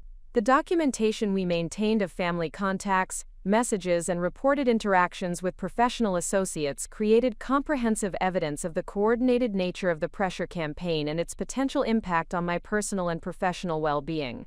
This documentation served multiple purposes, providing evidence for potential legal action if the harassment continued or escalated, demonstrating the systematic nature of the family manipulation efforts, and establishing clear records of my consistent responses and boundary communications that could counter any future claims about my willingness to participate in family arrangements or compromise my position. The psychological impact of managing this sustained pressure campaign while simultaneously returning to full professional activity and maintaining normal daily routines required deliberate strategies for stress management and emotional resilience that would prevent the family manipulation efforts from achieving their intended goals of emotional exhaustion and decision-making compromise. The systematic nature of the pressure required equally systematic responses that maintained consistency and effectiveness while preserving my energy and focus for positive activities and relationships. Professional counseling services proved invaluable during this period for developing comprehensive strategies for managing family manipulation attempts, while maintaining emotional stability and clear decision-making capabilities. Dr. Angela Morrison, a licensed therapist who specialized in family systems and boundary management, provided expertise in recognizing manipulation patterns and developing effective responses that preserved personal autonomy while minimizing emotional distress and relationship damage where possible. Dr. Morrison's analysis of the family dynamics and manipulation tactics confirmed that the coordinated pressure campaign represented sophisticated psychological abuse designed to break down resistance through systematic emotional exhaustion and social isolation. Her assessment indicated that family members had either consciously developed these tactics through experience with previous influence attempts, or had unconsciously adopted patterns that were common among individuals with manipulative personality traits and poor understanding of appropriate relationship boundaries. The therapeutic strategies we developed focused on several key areas that would strengthen my resistance to manipulation, while maintaining perspective and emotional stability throughout the ongoing pressure campaign. Cognitive strategies helped me recognize and counter the guilt, self-doubt, and emotional distress that were the intended outcomes of family manipulation attempts. Behavioral strategies provided specific techniques for managing family contacts and interactions that maintained boundaries, while minimizing conflict and drama that could escalate the situation or provide ammunition for future manipulation efforts. Communication strategies proved particularly important for managing the extended family contacts and pressure attempts in ways that documented my position clearly while avoiding engagement with manipulation tactics or emotional appeals that were designed to generate compliance through guilt or sympathy. Dr. Morrison recommended brief, factual responses that acknowledged family concerns while reaffirming my boundaries and declining to participate in discussions about topics that were not subject to negotiation or compromise. The implementation of these therapeutic strategies required consistent practice and systematic application across all family interactions and contacts, regardless of the relationship history or emotional connection involved with specific family members. The manipulation campaign had revealed that even family members with whom I had previously maintained positive relationships were willing to participate in coordinated pressure tactics when they believed their participation would advance collective family interests, or restore what they viewed as appropriate family harmony and resource sharing. Cousin Lisa, with whom I had maintained a close relationship since childhood, provided a particularly painful example of how the family manipulation campaign was affecting relationships that had previously been sources of genuine support and connection. Her initial contacts following the family meeting had seemed supportive and understanding of my position, expressing sympathy for the difficult situation, and acknowledging that Catalina's actions had been inappropriate and problematic for everyone involved. However, subsequent conversations revealed that Lisa's apparent support had been tactical rather than genuine, designed to establish trust and rapport that could be leveraged for more effective influence attempts. During what I believed was a casual dinner to maintain our friendship and provide mutual support during a challenging period, Lisa gradually introduced arguments and emotional appeals that were clearly designed to pressure me toward compromise and reconciliation with Catalina, despite her continued refusal to acknowledge wrongdoing or demonstrate behavioral change. Lisa's approach was particularly sophisticated because it acknowledged the validity of my concerns and the appropriateness of my initial response, while suggesting that continued boundary enforcement was becoming excessive and harmful to broader family relationships. She presented herself as an intermediary who understood both perspectives and could facilitate resolution that would address my legitimate concerns while also providing assistance to Catalina's family during their current difficulties. This apparent reasonableness was designed to make compromise seem like the mature and appropriate response rather than capitulation to family pressure. The realization that Lisa's apparent support had been tactical rather than genuine represented a significant loss because it demonstrated that the family manipulation campaign had compromised relationships that had previously been sources of authentic connection and mutual respect. Her willingness to participate in coordinated pressure tactics despite our personal relationship history indicated the extent to which family members were prioritizing collective agenda advancement over individual relationship integrity and honesty. This understanding required painful but necessary adjustments to my approach to family relationship management that recognized the systematic nature of the manipulation campaign and the willingness of multiple family members to subordinate individual relationship authenticity to collective pressure tactics. The comprehensive nature of their coordination meant that maintaining any family relationships during this period would require constant vigilance and systematic boundary enforcement that prevented manipulation attempts, while preserving whatever authentic connection might still be possible. The extended family pressure campaign also created opportunities for identifying family members who were not participating in the coordinated manipulation efforts and who maintained genuine respect for my autonomy and decision-making authority despite their own relationships with other family members. These individuals provided valuable perspective and support that countered the isolation tactics that were central to the manipulation campaign, while also offering hope that some family relationships could survive the current crisis with integrity and tact. Miguel continued to demonstrate consistent respect for my boundaries and genuine concern for my well-being that was not contingent on my willingness to compromise my position or provide assistance to other family members. His approach to maintaining our relationship focused on activities and conversations that were completely separate from the ongoing family conflicts, providing normal social interaction and emotional connection that was not tainted by agenda or manipulation attempts. His behavior provided a valuable contrast to the tactical approaches other family members were employing, and offered evidence that authentic family relationships remained possible despite the current crisis. The systematic documentation of family member behavior during the pressure campaign period would prove valuable for long-term relationship planning and decision-making that could identify individuals worthy of continued trust and investment, versus those whose behavior had demonstrated willingness to prioritize manipulation tactics over authentic relationship development. The crisis had functioned as a comprehensive assessment of family relationship authenticity that provided clear evidence of individual character and priorities when faced with opportunities for manipulation versus genuine support and respect. The systematic nature of the extended family pressure campaign required equally systematic countermeasures that would neutralize their manipulation efforts while protecting my professional reputation and personal well-being. The therapeutic strategies developed with Dr. Morrison provided the foundation for individual resilience and emotional stability. But addressing the coordinated nature of the family campaign required comprehensive strategic planning that encompassed legal protections, professional communications, and social network management. The experience had demonstrated that defensive measures alone were insufficient when dealing with sophisticated manipulation campaigns that extended into professional and business relationships. Jennifer Walsh's legal analysis of the family behavior patterns revealed several areas where their actions had crossed legal boundaries and created opportunities for formal intervention that could establish consequences and deterrence for continued harassment and interference.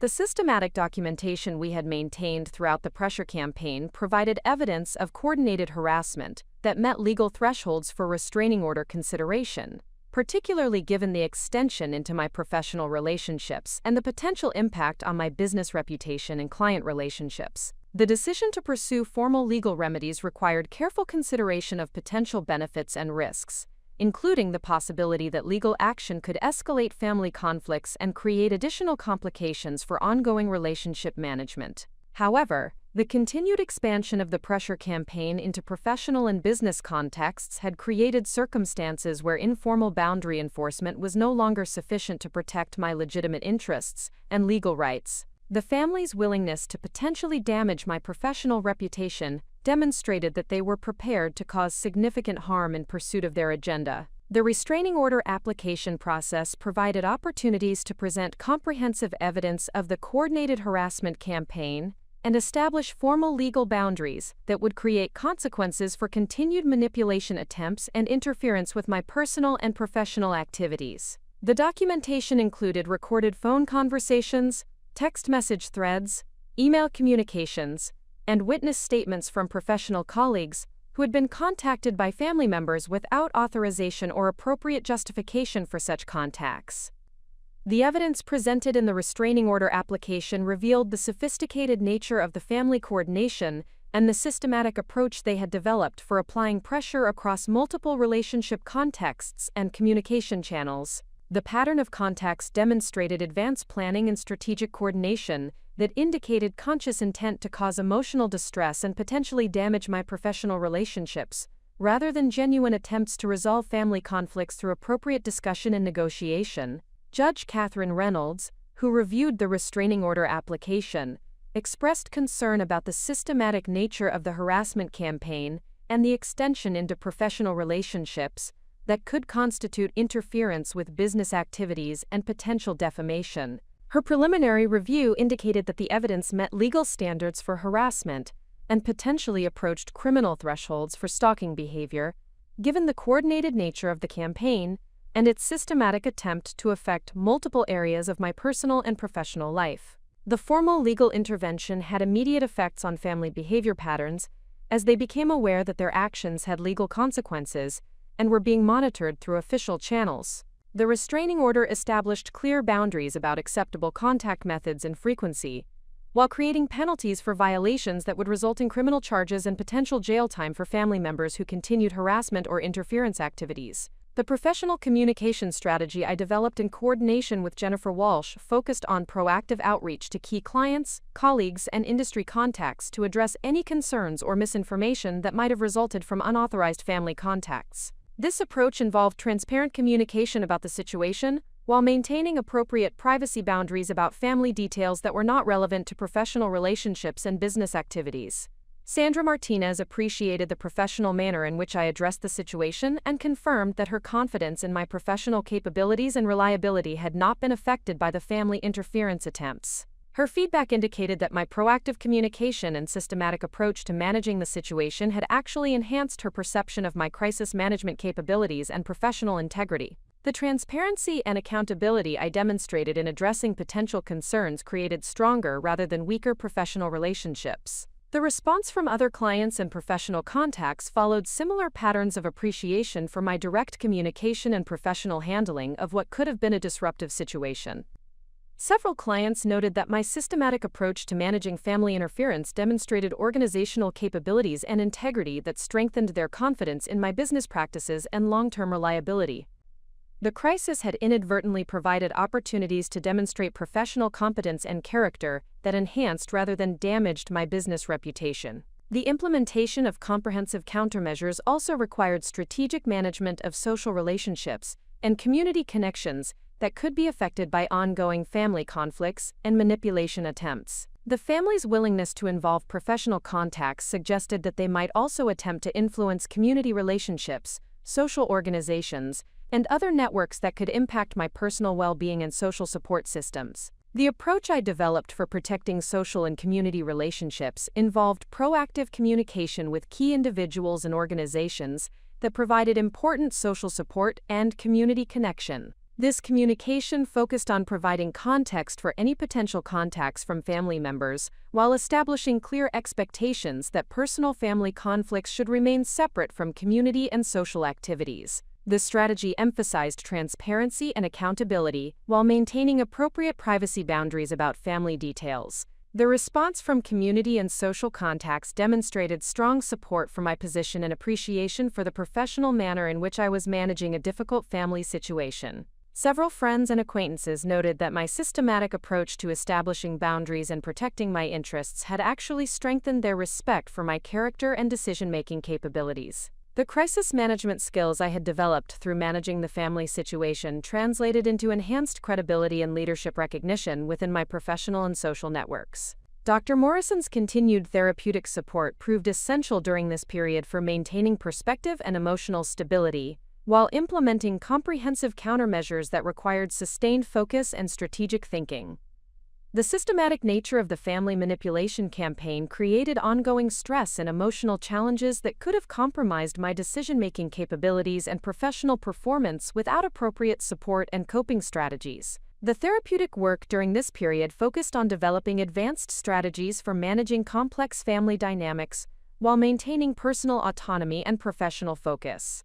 These strategies included advanced boundary enforcement techniques, sophisticated communication approaches for managing manipulative behavior, and long-term planning for family relationship management that protected my interests while preserving opportunities for genuine relationship development with family members who demonstrated appropriate respect and behavioral change.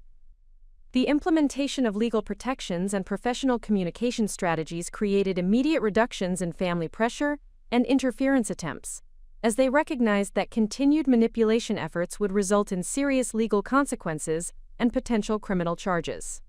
The restraining order provided clear legal boundaries and enforcement mechanisms that eliminated the ambiguity family members had previously exploited to justify their harassment and interference activities. However, the legal intervention also revealed the extent of family commitment to their manipulation campaign and their willingness to risk serious consequences in pursuit of their agenda to pressure me into compliance with their expectations about family support and resource sharing. Several family members continued testing the boundaries established by the restraining order through indirect contacts and third-party communications that attempted to circumvent the legal restrictions while maintaining pressure for compliance and compromise. These continued manipulation attempts, despite legal consequences and formal boundaries, provided valuable insight into family psychology and motivation that informed long-term strategies for relationship management and personal protection. The willingness of family members to risk legal consequences rather than acknowledge wrongdoing and modify their behavior demonstrated pathological levels of entitlement and manipulation that would require permanent vigilance and systematic protection measures.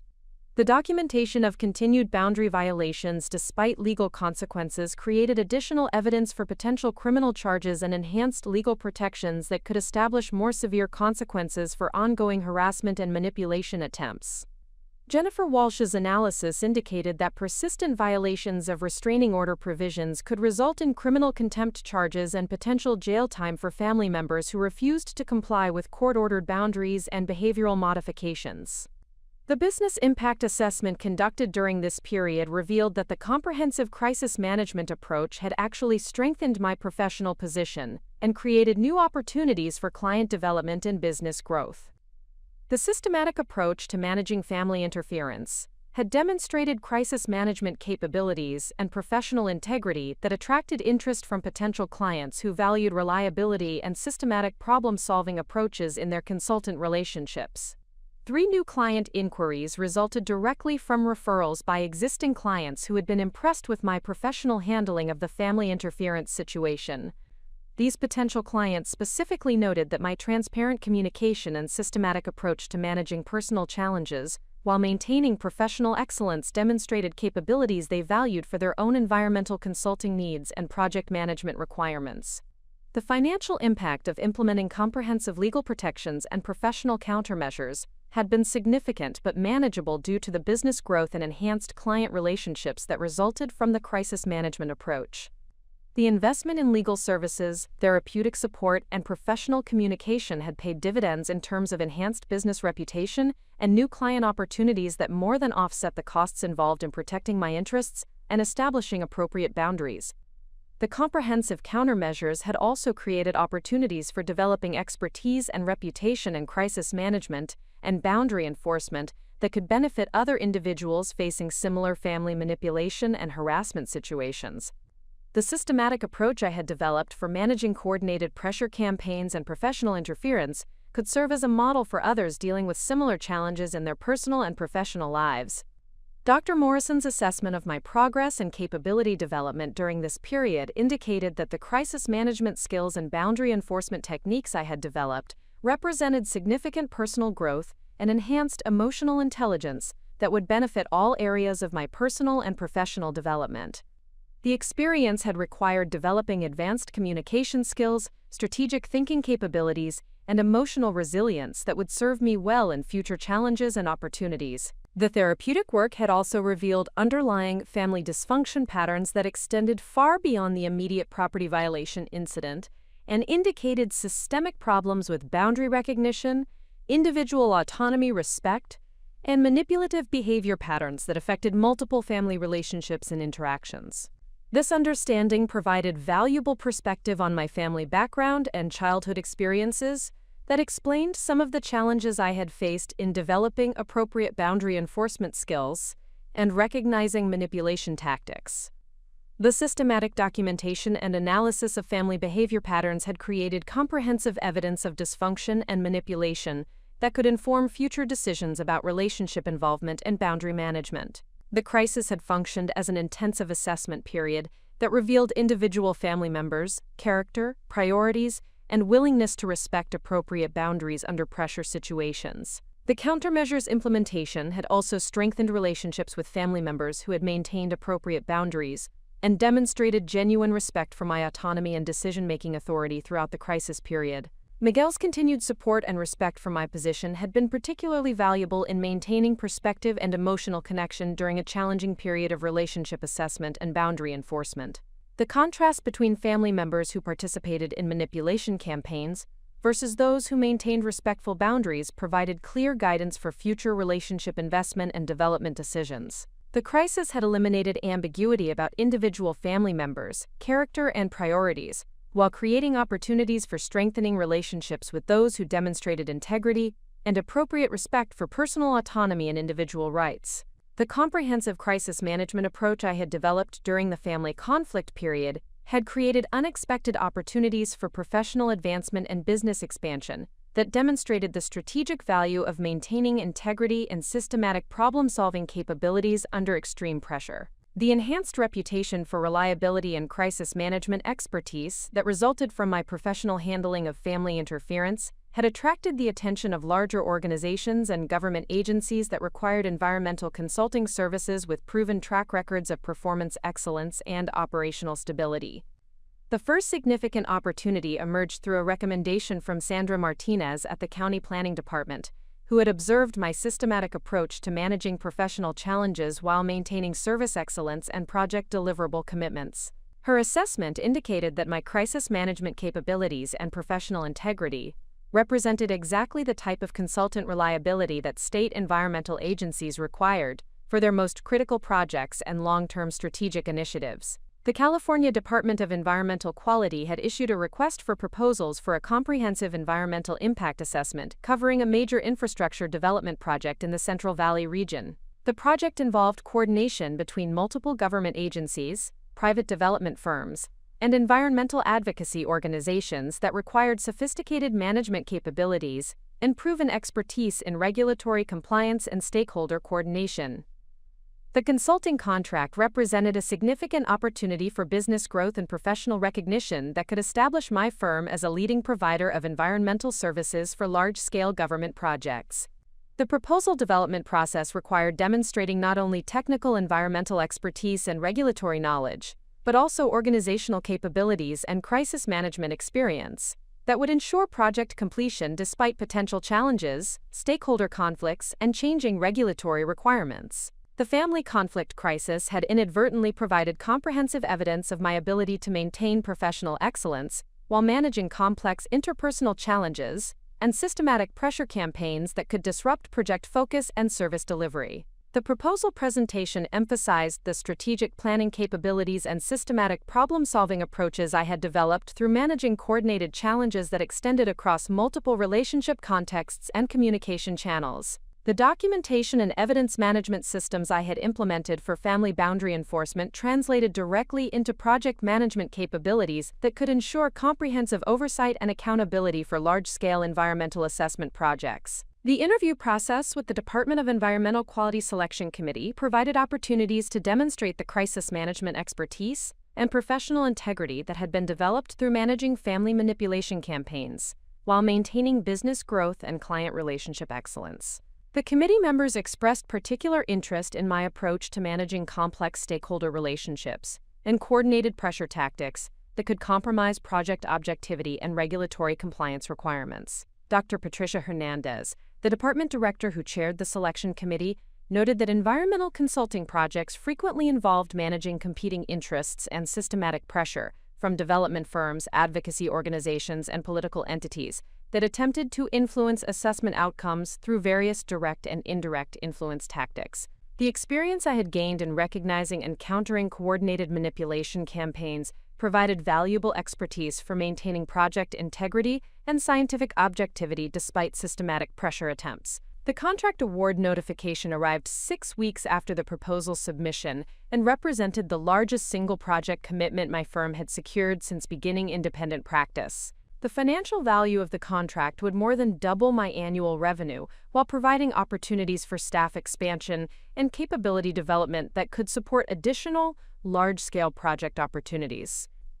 The professional recognition associated with securing a major state contract would enhance my reputation and credibility within the environmental consulting industry.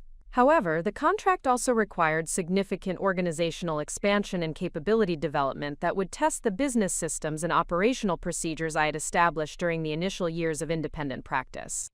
The project timeline extended across 18 months and involved coordination with multiple subcontractors, government agencies, and stakeholder organizations that required sophisticated project management and communication capabilities. The successful completion of this contract would establish my firm as a major player in the regional environmental consulting market. The staff expansion process required careful selection of environmental professionals and support personnel who could contribute to project success while maintaining the integrity and professional standards that had become the foundation of my business reputation. The experience of managing family manipulation campaigns had enhanced my ability to assess individual character and reliability under pressure situations that would be essential for building an effective project team capable of handling complex assignments and stakeholder challenges. The first key hire was Dr. Marcus Chen, an experienced environmental scientist who had previously worked for the Environmental Protection Agency and brought extensive expertise in regulatory compliance and government project management.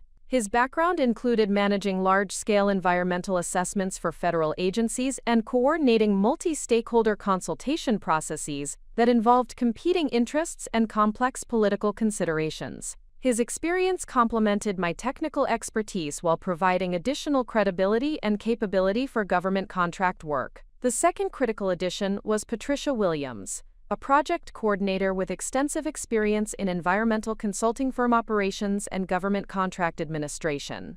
Her expertise in contract compliance, stakeholder communication, and administrative oversight would ensure that project deliverables met all regulatory requirements and timeline commitments, while maintaining the systematic documentation and quality control standards that government contracts required. The team expansion process also required establishing enhanced operational systems and quality control procedures that could manage the increased complexity and accountability requirements associated with large-scale government contracts. The systematic documentation and evidence management approaches I had developed during the family crisis proved invaluable in creating project oversight systems that ensured comprehensive tracking and accountability for all project activities and deliverables. The contract implementation began with comprehensive stakeholder analysis and engagement planning that identified all parties with interests in the project outcomes and developed strategies for managing their various concerns and influence attempts while maintaining scientific objectivity and regulatory compliance. The experience of managing coordinated family pressure campaigns provided valuable insight into recognizing systematic influence attempts and developing effective countermeasures that protected project integrity. The stakeholder landscape for the infrastructure project included environmental advocacy organizations concerned about habitat protection and species conservation, development firms interested in minimizing regulatory restrictions and compliance costs, local communities affected by construction activities and long-term environmental changes, and government agencies responsible for regulatory oversight and public interest protection. Each stakeholder group brought different priorities and influence tactics that required systematic management and appropriate boundary enforcement.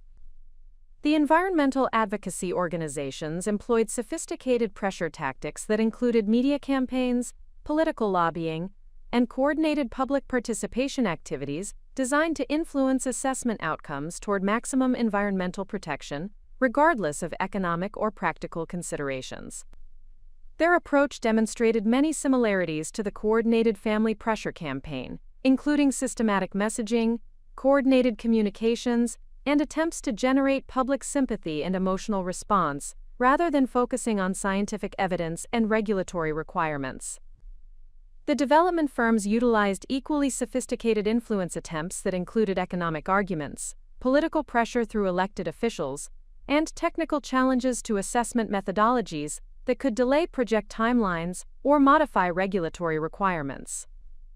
Their approach emphasized economic benefits and job creation opportunities, while minimizing environmental concerns and challenging scientific methodologies that might result in restrictive regulatory requirements. The systematic approach to stakeholder management that emerged from this analysis emphasized transparency, scientific objectivity, and consistent application of regulatory standards regardless of stakeholder pressure or influence attempts. The communication strategies focused on factual information, regulatory requirements, and evidence-based decision-making that maintained project integrity while acknowledging legitimate stakeholder concerns and interests. The project execution phase demonstrated the value of the crisis management capabilities and systematic planning approaches I had developed through managing family conflicts and professional interference campaigns.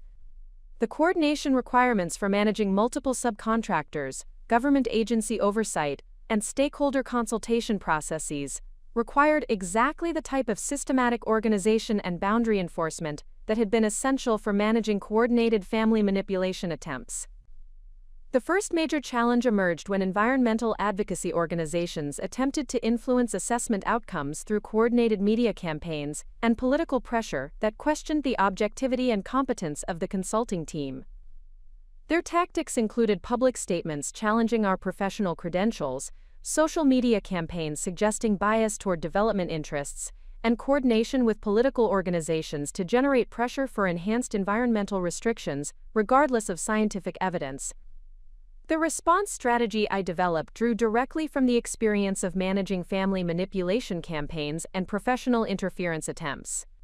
The approach emphasized transparent communication about methodology and evidence, proactive engagement with media and political entities to provide factual information, and systematic documentation of advocacy organization pressure tactics that could demonstrate any attempts to compromise scientific objectivity or regulatory compliance.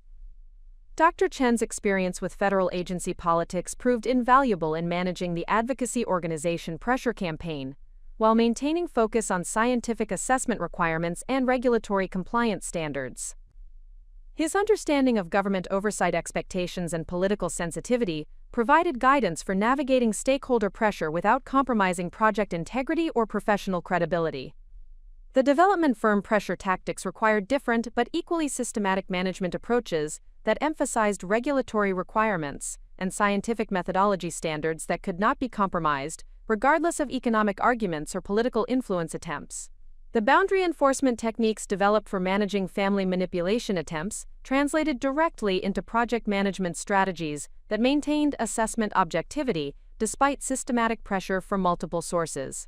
The successful management of these competing pressure campaigns, while maintaining project timeline and deliverable commitments, demonstrated the practical value of crisis management expertise for large-scale environmental consulting projects. The systematic approaches that had been developed for family conflict management proved equally effective for stakeholder pressure management and regulatory compliance oversight in professional contexts. The project completion and final report submission exceeded all contract requirements and timeline commitments, while maintaining scientific objectivity and regulatory compliance standards, despite systematic pressure attempts from multiple stakeholder organizations. The Department of Environmental Quality Evaluation indicated that the project had set new standards for stakeholder management and pressure resistance that would inform future contract requirements and consultant evaluation criteria. Dr. Hernandez's final assessment noted that the systematic approach to managing competing influences while maintaining scientific objectivity represented exactly the type of consulting expertise that government agencies required for controversial projects involving significant economic and environmental considerations. The recommendation included commendations for crisis management capabilities and professional integrity that enhanced the reputation and credibility of my consulting firm within state government procurement systems. The contract success resulted in immediate opportunities for additional government projects and private sector contracts that specifically requested the crisis management and stakeholder pressure resistance capabilities that had been demonstrated through the infrastructure assessment project. The enhanced reputation created a competitive advantage that distinguished my firm from larger consulting organizations that might have greater resources but less demonstrated capability for managing complex pressure campaigns while maintaining project integrity. The business growth resulting from enhanced professional reputation required additional organizational development and capability expansion that built upon the systematic approaches and quality control standards that had been established during the initial crisis management period. The foundation of integrity and systematic problem-solving that had emerged from managing family conflicts had created sustainable competitive advantages that supported continued business expansion and professional advancement opportunities. The success of the State Environmental Assessment Project established my consulting firm as a recognized leader in managing complex stakeholder environments while maintaining scientific integrity and regulatory compliance standards. The enhanced professional reputation created opportunities for expansion into specialized consulting services that addressed crisis management, stakeholder pressure resistance, and organizational resilience planning for both government agencies and private sector clients facing similar challenges with coordinated influence campaigns and systematic pressure tactics. The expertise developed through managing family manipulation attempts had evolved into a comprehensive understanding of pressure campaign psychology and countermeasure strategies that proved valuable for organizations dealing with activist groups, political pressure, regulatory challenges, and coordinated opposition efforts. The systematic approaches to documentation, evidence management, and boundary enforcement that had protected my personal interests during family conflicts translated directly into organizational consulting services that helped clients maintain operational integrity despite external pressure and influence attempts. The California Environmental Consulting Association invited me to present a workshop on crisis management and stakeholder pressure resistance at their annual professional development conference. The presentation opportunity represented significant recognition within the environmental consulting industry and provided a platform for establishing thought leadership in areas where my firm had developed specialized expertise through practical experience, rather than academic theory. The workshop attendants included senior consultants and firm principals from throughout the state who were seeking practical strategies for managing challenging client relationships and external pressure campaigns. The workshop presentation focused on systematic approaches to identifying coordinated influence attempts, developing effective countermeasures that maintained professional integrity, and establishing organizational systems that provided consistent protection against manipulation tactics and pressure campaigns. The content drew extensively from real-world experience managing complex stakeholder environments, while avoiding specific details about family conflicts that were not relevant to professional applications of the crisis management principles. The audience response indicated strong interest in the systematic methodologies and practical strategies that had been developed through managing coordinated pressure campaigns.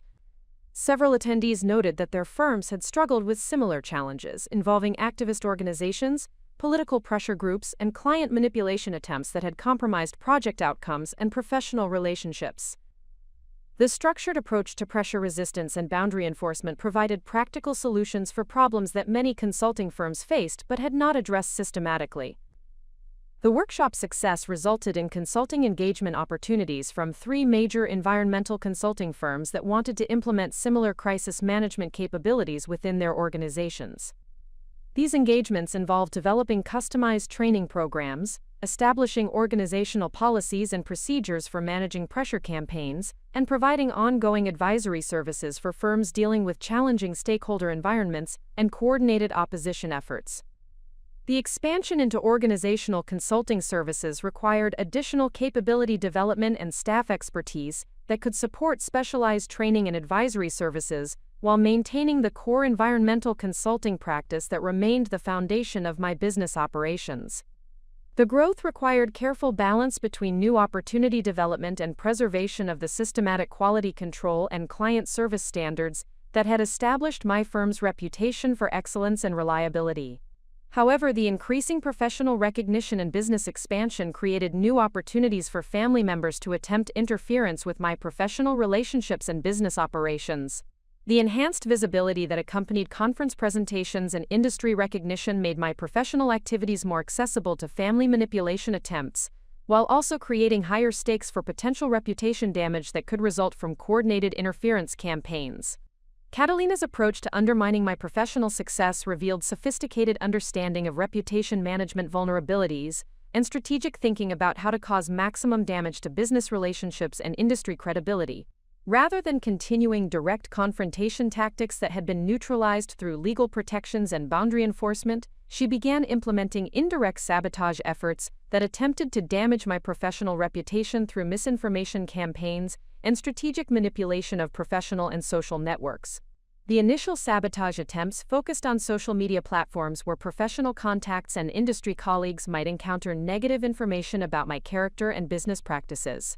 Catalina created multiple social media accounts under various names and began posting content that portrayed me as selfish, manipulative, and willing to harm family relationships for financial gain. The posts were designed to appear as concerned observations from community members, rather than coordinated attack campaigns from disgruntled family members. Up next, you've got 2 more standout stories right on your screen. If this one hit the mark, you won't want to pass these up. Just click and check them out. And don't forget to subscribe and turn on the notification bell so you don't miss any upload from us.